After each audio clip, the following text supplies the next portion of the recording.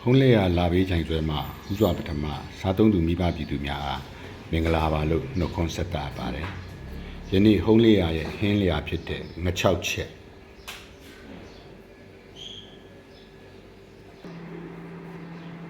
ကုတ်ကူရွက်တုပ်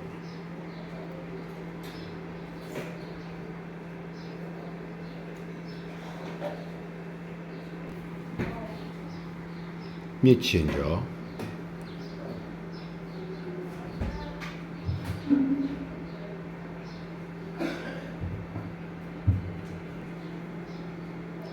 ကလေးပဲကြာစံဟင်းရီ